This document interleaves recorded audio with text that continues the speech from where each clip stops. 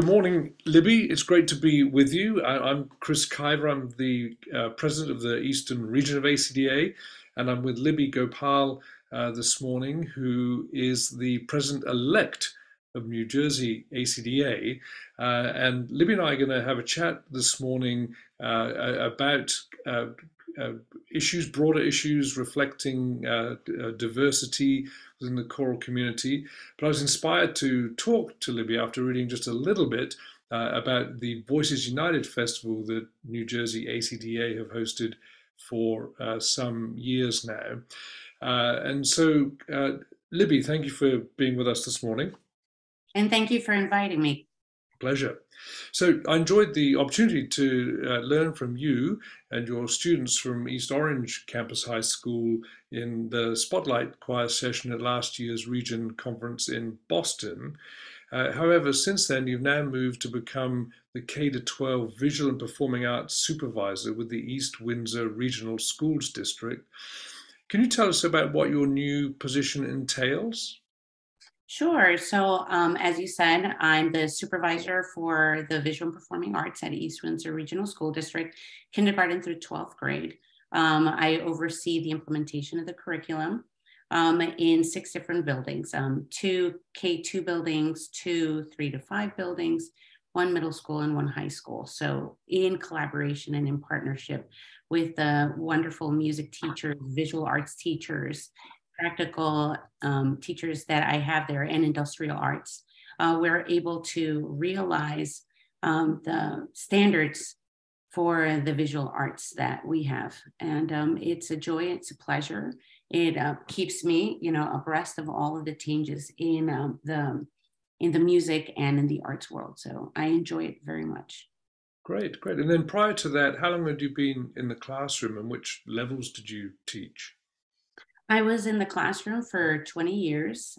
I taught high school. There was 1 year when I was like a long-term substitute at a K through 8 building, but for the most part, my entire career was at the high school level as a choir director, music theory instructor, and musical theater. So I had a lot of fun. It was a great time, but sometimes you just need a little bit of a change. Sure, sure. Well, tell us a little bit about the ACDA New Jersey's Voices United Festival, maybe about how it came into being and about the format of the festival. Sure. So in 2017, I saw that there was a need to create a space or an outlet for students who are Black and Brown or who were historically marginalized to have a space where they felt that they were safe, where they could freely be creative and have music that looked and sounded like them. So the NJCDA Voices United back in 2017, I reached out to Dr. Ann Matlack, who is the choir director for Harmony and Choral Society. And I asked her, I was like, would you be willing to volunteer and be an adjudicator for us? I want to pilot this idea and see if it's going to work. I want to see if my building has the capacity to be able to host something like this. So when we first implemented it, it was just 3 schools there. My middle school feeder program, West Orange High School, and my choir. And logistically, I was able to see that, yes, it was something that we could handle at the building level. And it was also something that the students really enjoyed experiencing in their school. So once I saw that it was able to work, I fully went into the vision in 2018 to have this urban outreach initiative that truly focused on empowering minority students through conscious, diverse choral programming.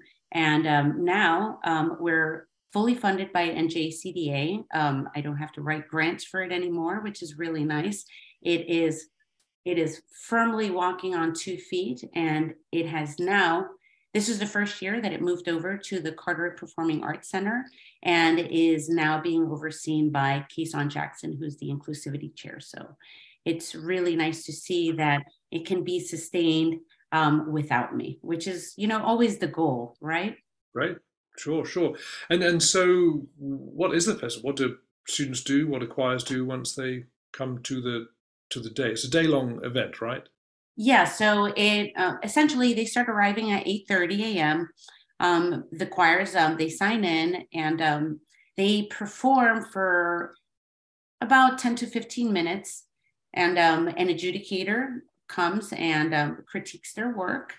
We really are very aware of the type of clinicians that we're bringing in as well, because it's not just about diversifying the choral repertoire that's being represented, but it's also about diversifying the clinicians. Mm-hmm. So I want to make sure that the clinicians that we're bringing in as well are reflective of the students who they are critiquing and assessing and providing feedback to, so that it feels like it's authentic.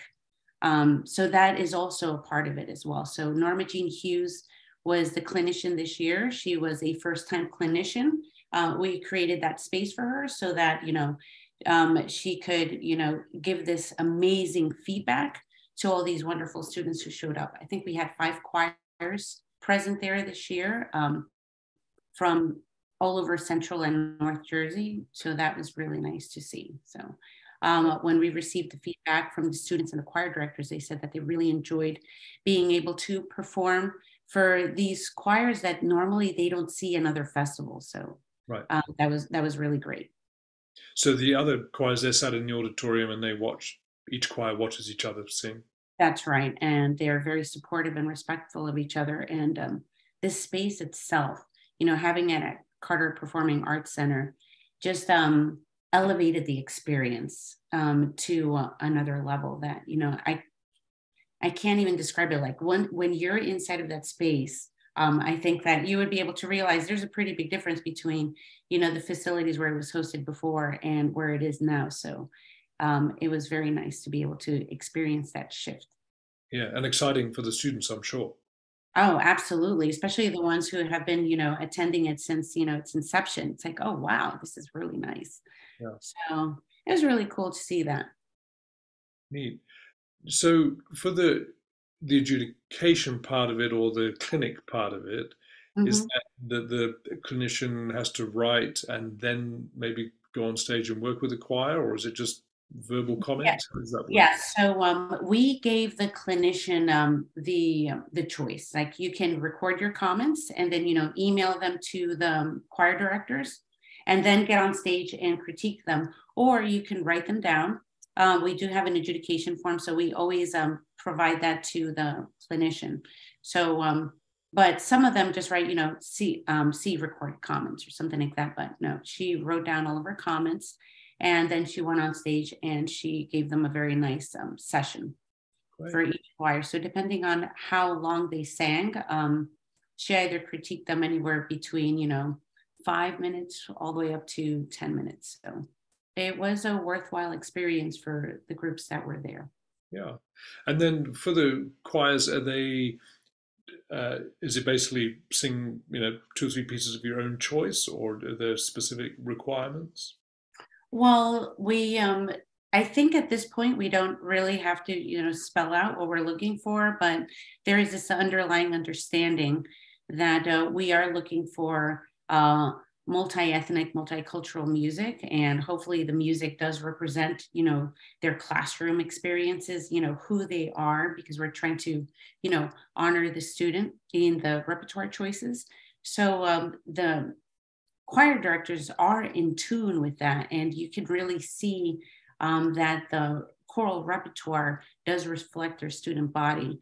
And then we make sure that we have time at the end of the entire experience for everybody to, kind of like caucus together and right. Form the Lord Bless You and Keep You, because it's such a beautiful, peaceful way to end an event. And the students want to sing together. So, I mean, you can't take that away from them.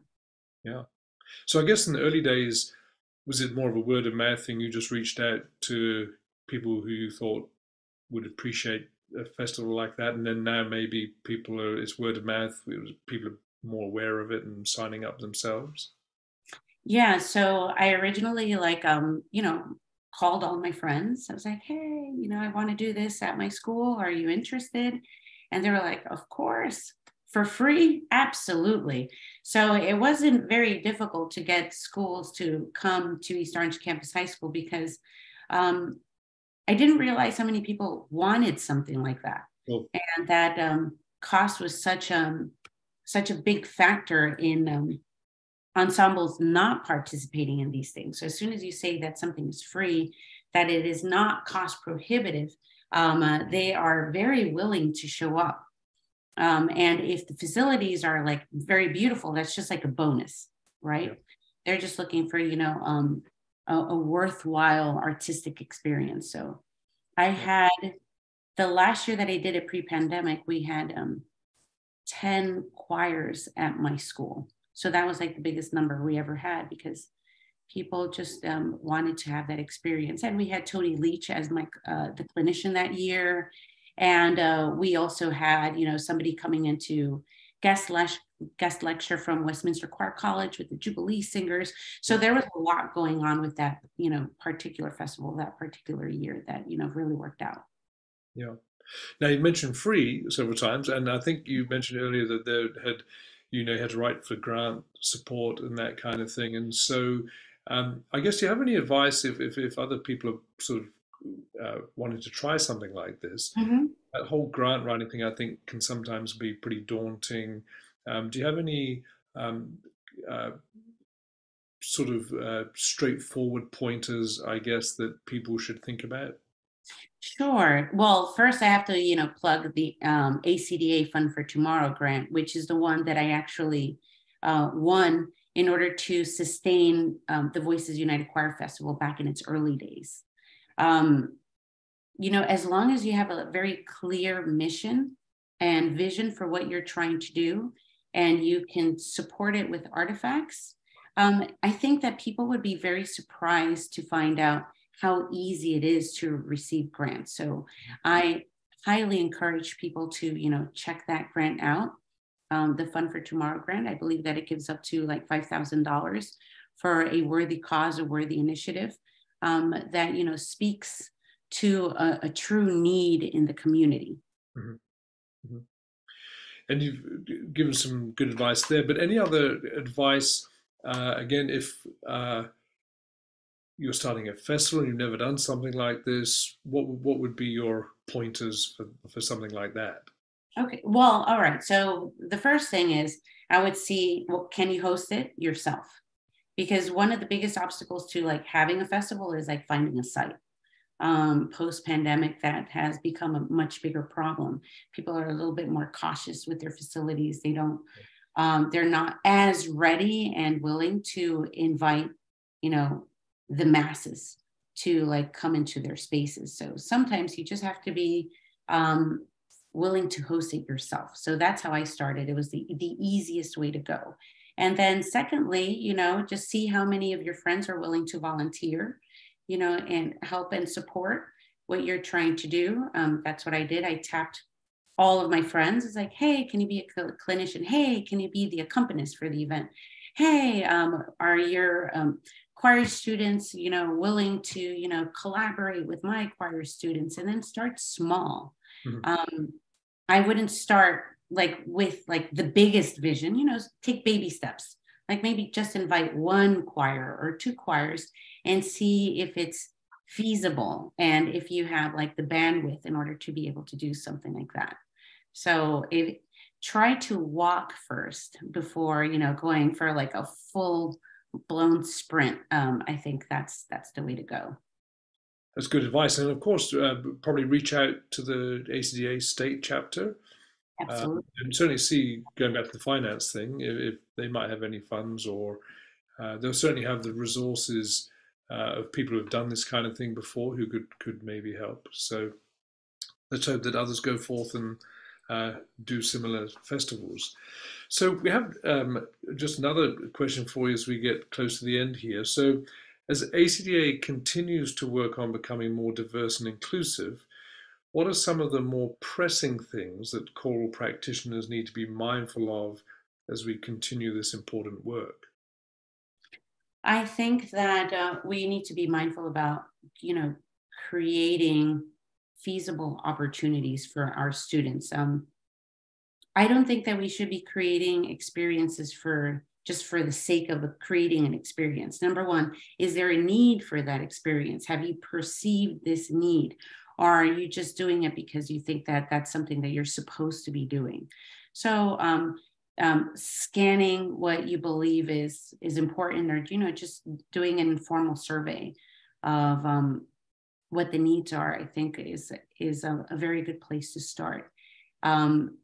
For instance, I can even expand on that. Once we established the Voices United Choral Festival and it was up and running, and I didn't need to be there like 24/7 in order for it to work, then I went on to the next step. How can we partner this with something so that we can now start diversifying our ensembles, our honors ensembles here in the state of New Jersey, so that it's not just like we're creating these wonderful advocacy initiatives, but we're also now diversifying what already exists in the state.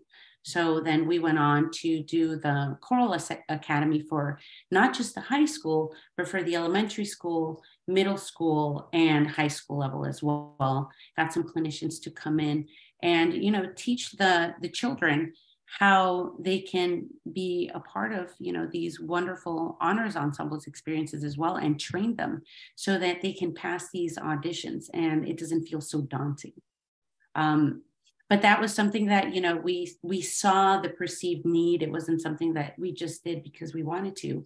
And sometimes I do feel like we skew very heavy towards the high school and the collegiate realm, and we forget that we have elementary choral directors and that we have middle school choral directors, and what are we doing for them? And this was one of those things like, okay, let's pause for a moment and create a space for our elementary school choir directors and their students, and the middle school choir directors and their students to come and do something that will also, benefit them. Yeah, and certainly, my work is at the collegiate level, but um, I think because of COVID, we really need to get as many of those elementary age students singing as possible. So it again becomes more of a familiar activity. So I think that's a really important point. Libby, you've been very gracious with your time this morning, and we're really grateful for you for sharing your expertise and knowledge. And we wish you well in your new position, and also for when you assume your presidency of the New Jersey State ACDA in July. But thanks again for your time, and please do reach out to Libby if you have further questions and want to organize something like the Voices United Festival. Thanks very much, Libby. And thank you, Chris. Thank you. Bye bye. Bye.